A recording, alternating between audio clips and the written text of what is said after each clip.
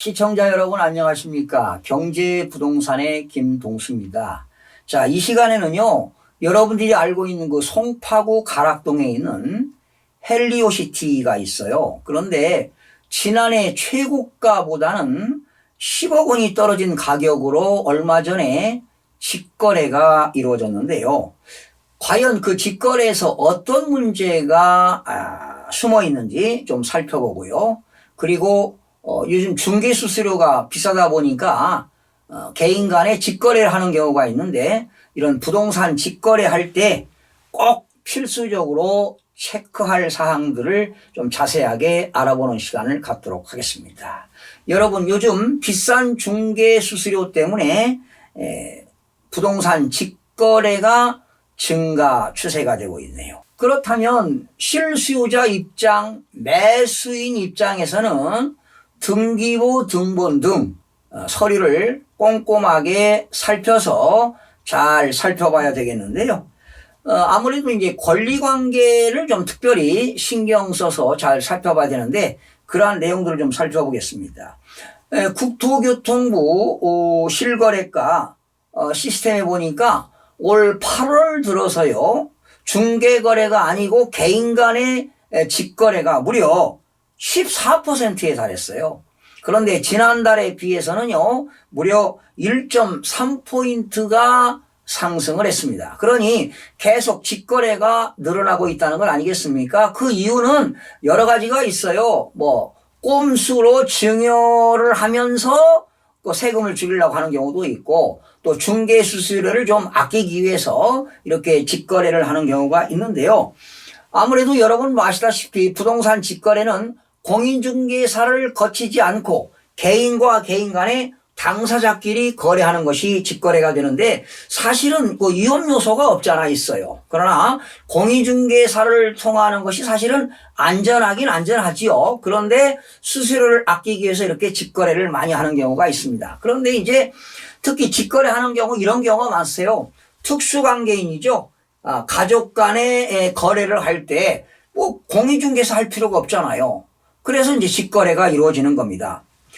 그런데 문제가 되는 게 있어요. 이렇게 직거래할 때 시가보다 저렴하게 30% 이상 아니면 3억 원 이상 가격 차이가 나면은 증여로, 편법 증여로 봐가지고 증여세를 과다하게 무는 경우가 있기 때문에 이 내용도 알아보시기 바라고요. 자, 그러면 직거래할 때 필수 체크사항입니다. 첫 번째, 방금 말씀드린 대로 시가와 대가와의 차액이 30% 이상이거나 거래 금액이 3억 원 이상일 때는 편법 증여로 봐가지고 증여세를 과세되는 경우가 있습니다.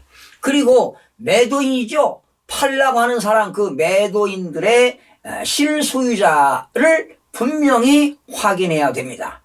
자, 등기부 등본상의 소유자인가, 그런 권리관계를 확인해야 되겠고요. 그리고 당연히 매도인의 신분증이죠. 주민등록증도 확인해야 되겠고, 또 경우에 따라서는 주민등록 등본까지도 확인하는 경우도 있고, 당연히 등기권리증도 확인하는 경우가 있는데, 일반적으로 등기부상의 매도인이 소유자다 그러면 확인이 된다고 볼 수 있어요. 그런데 요즘은 주민등록도 이주하는 사례가 있기 때문에 운전면허증이 좀 안전하다고 볼 수가 있습니다.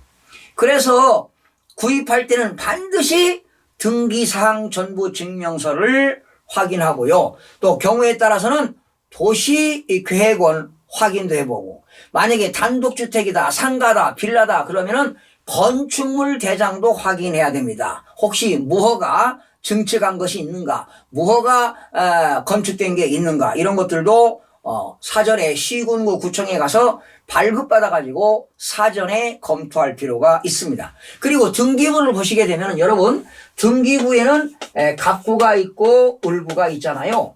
여러분, 갑구라고 하는 것은 소유권에 관한 사항입니다. 그리고 을구는 소유권 이외의 권리인데요. 특히 갑구에 뭐가 있는가, 이런 것이 있어요. 가등기가 있다, 가처분이 있다, 이런 거 있으면 아예 사지 마세요. 계약하면 안 됩니다. 위험합니다.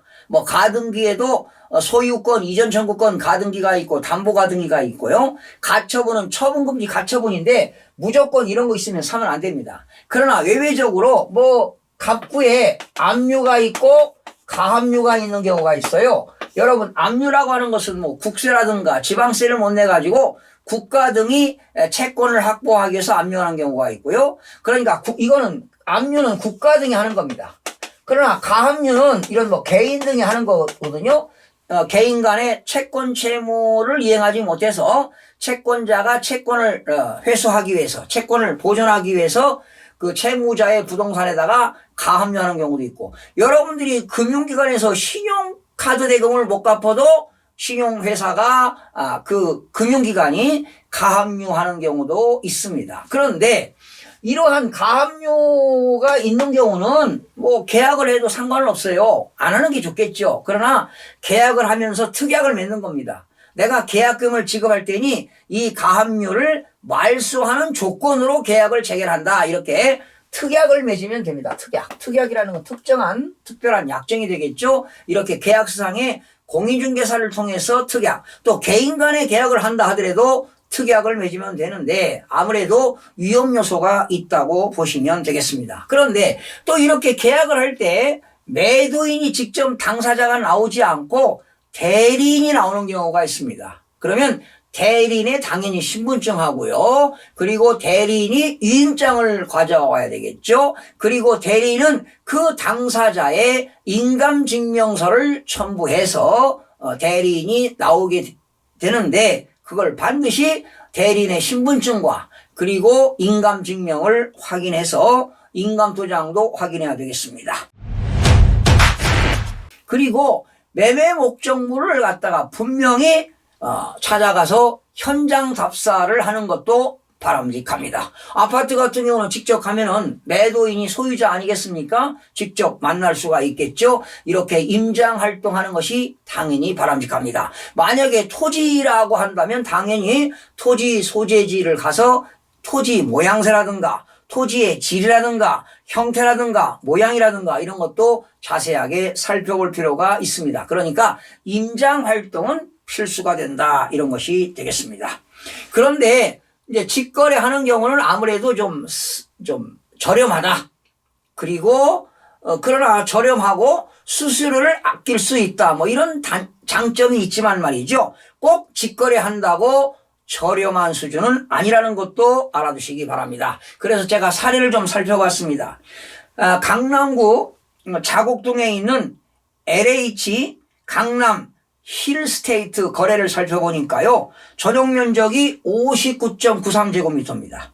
그런데 지난 8월에 직거래로 11억에 매매가 됐습니다. 직거래로. 그런데 중개거래로 11억 3천만 원의 거래가 되었어요. 그러니까 직거래하고 중개거래가 지금 3천만 원 갭이 생기잖아요. 그런데 이 3천만 원이 생긴다고 해서 직거래가 저렴하다. 꼭 이건 아닙니다. 그 아파트의 동 호수라든가 그리고 층수에 따라서 달라질 수 있기 때문에 꼭 중개거래보다 직거래가 훨씬 싸다. 꼭 이런 건 아니라는 것을 알아두시기 바랍니다. 자, 영등포구 대림동에 있는 말이죠. 쌍용 플래티넘 S의 거래를 봐도 마찬가지입니다. 전용 면적 18.24제곱미터인데 지난 8월에 중개거래로 1억 1,800만 원의 거래가 됐는데요. 직거래는 1억 500만 원의 거래가 됐습니다. 그러면 가격 차이는 얼마입니까? 1,300만 원이 되겠는데 이렇게 직거래라고 해서 무조건 저렴하다고 보기는 어렵다는 분석이 되겠습니다.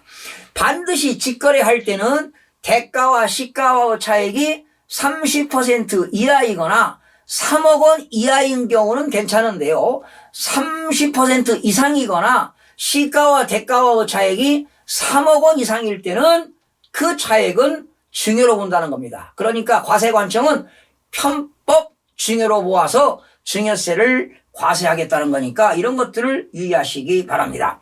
우리나라 이 상속세 및 증여세법이 있어요. 그리고 이 을구에는 이런 근저당권이죠.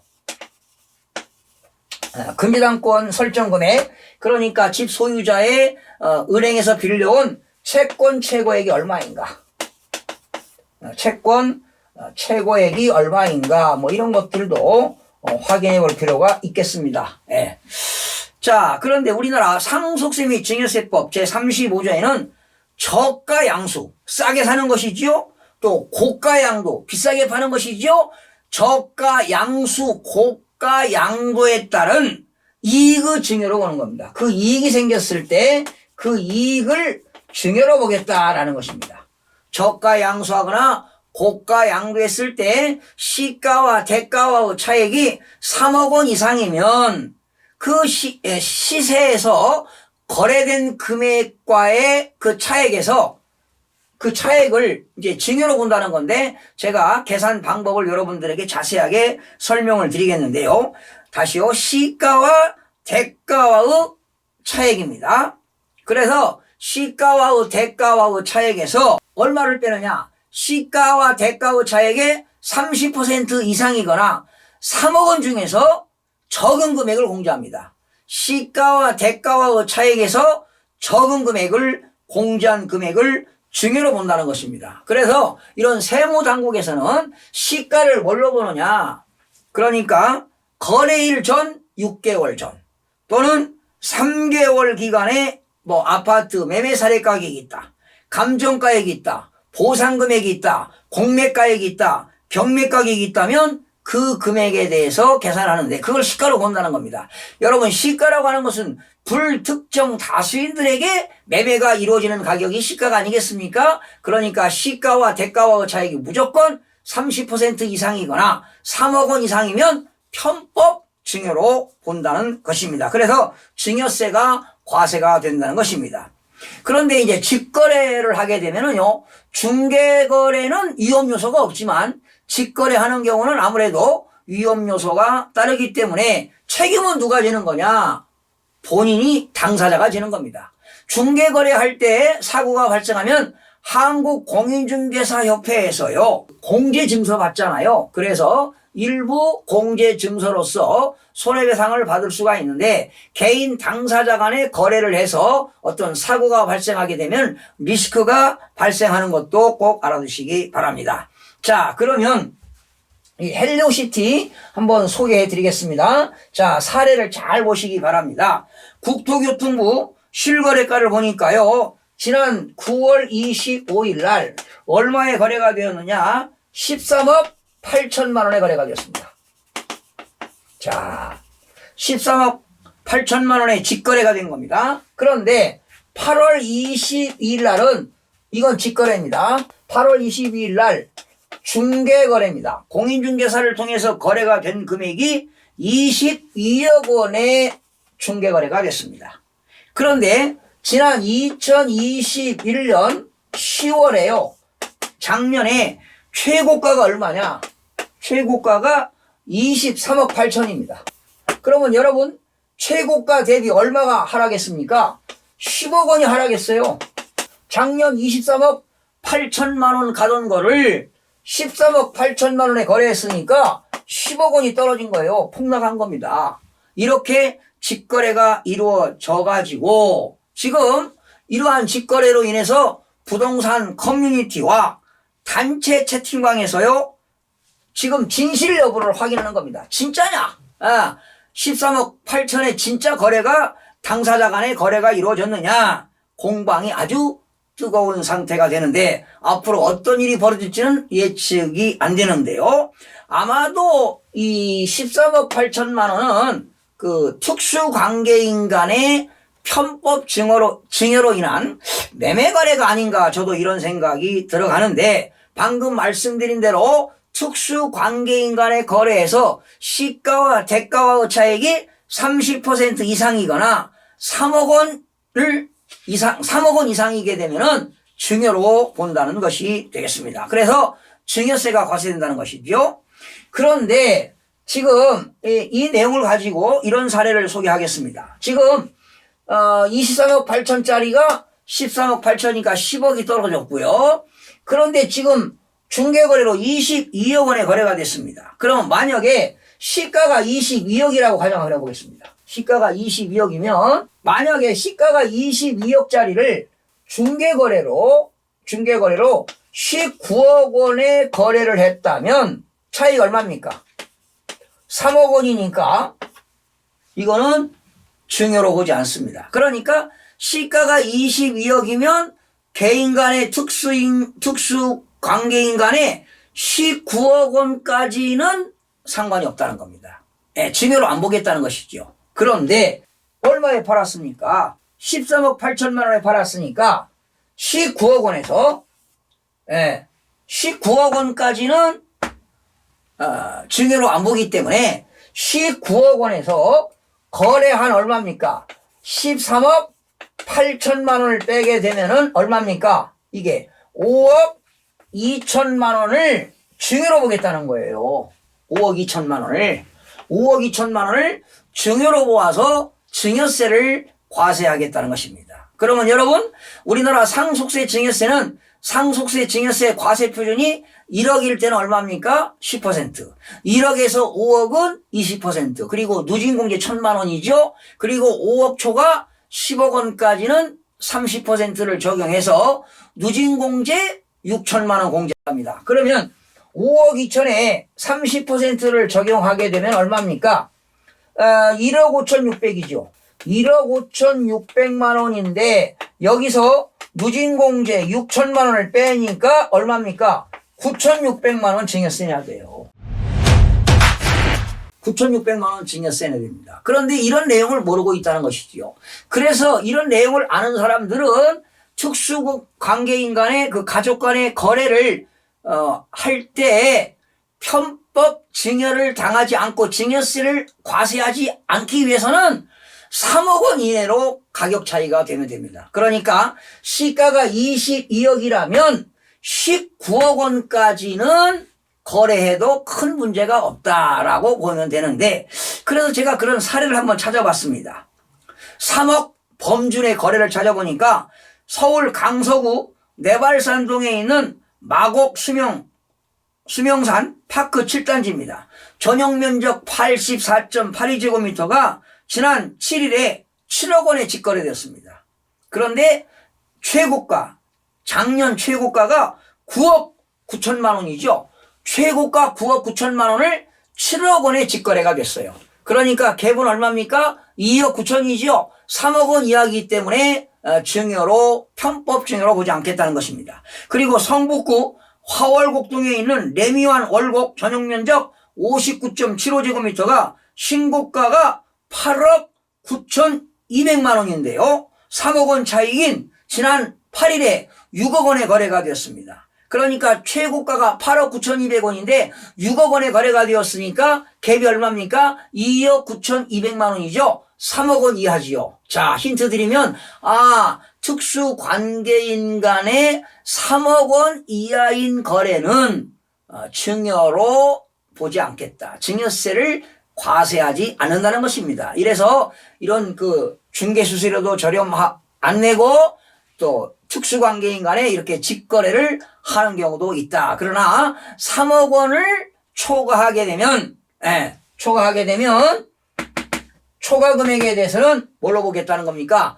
증여로 봐서 이렇게 증여세가 많이 부담한다는 건데, 아마 헬리오시티 이것도 중개거래가 아닌 직거래는 모르는 사람들 간에 이루어지지 않고 아무래도 특수관계인 가족 간의 거래가 아닌가. 아마 이 사람은 증여세를 물어야 될 것으로 보입니다. 자, 오늘 이 시간에는 직거래하는 경우에 필수적으로 알아야 할 내용, 그리고 헬리오시티에서 이러한 편법 거래로 했을 때 증여세 부담하는 내용에 대해서 알아봤습니다. 시청해주신 여러분 고맙습니다. 유익한 정보로 다음 시간에 찾아뵙겠습니다.